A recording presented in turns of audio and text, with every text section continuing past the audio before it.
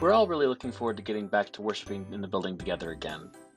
But as we ease back into it, we need to be careful about how we proceed out of concern for the safety of others, and we need to honor the city and county guidelines for places of worship. Online worship videos will continue as they have been over the past few months, and the same videos will actually be used for worship to those who come to the building. That way nobody misses out.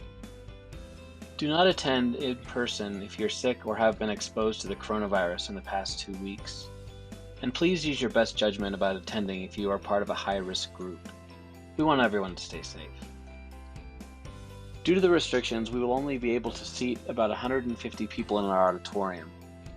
To avoid turning people away at the door, we ask that you please register online at the website or call the church office to reserve spots for you and your family. I'll turn it over to Jim to walk us through the process. When you arrive at the building, you're going to be walking up to the front door, and you'll be met at the front door by one of our greeters who's going to ask you if you have any of the symptoms that the CDC has published on COVID. And if you don't, they'll allow you to come into the building, but before you come into the building, you'll need to put on some type of a face covering, cloth mask. Anything that covers your nose and your mouth is acceptable. And the masks are going to be mandatory, so we're just asking you if you just don't think you're able to wear the mask, or if you don't think you're going to be able to keep your children in their masks, is that it might be more appropriate that you do the online worship from home. The masks are only going to be required for 2 years and older, so those with small infants and toddlers not required, but once your kids are 2 years and older, they'll be required to have the masks as well. And then from there, you're going to be escorted and ushered into the building.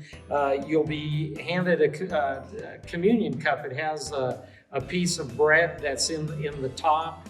And when we have our communion, you just peel off the top and you'll have a piece of bread that you can partake of. And then for the cup, there's another layer of foil that you peel back, and you can partake of the fruit of the vine.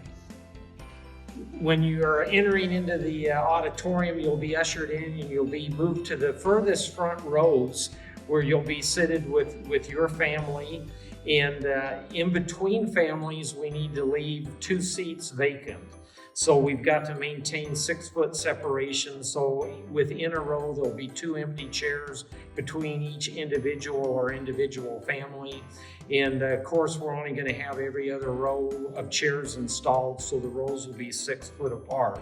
After services are concluded, we're going to dismiss in the opposite order that you were seated. So we'll start with the rearmost rows, and they'll be exiting. And because we've got a small foyer, we really don't have the ability to do any fellowship within the foyer and maintain our social distancing. So we're going to ask everybody to go all the way out of the building and out in the parking lot in the entryway there. There's plenty of room for people to spread out to do a little bit of social distancing. We're going to be greeting people with a lot of waving, a lot of hopefully smiles you'll be able to tell underneath the mask, but we aren't going to be able to embrace each other, discouraging shaking of hands, but certainly outside the building, that's going to be to your discretion, what you're comfortable with. But certainly within the building, we really need to encourage everybody to be respectful of the social distancing.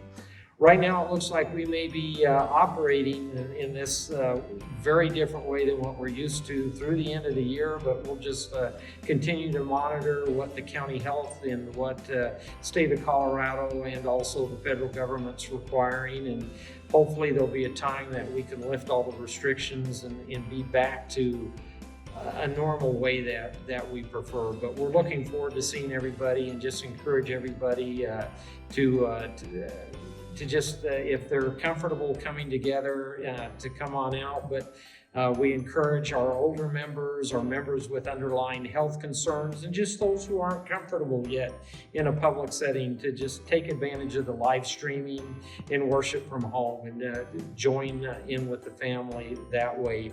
Also want to encourage everybody to try to be early, especially this first week that we start meeting. Right now, we're tentatively scheduled for July 12th.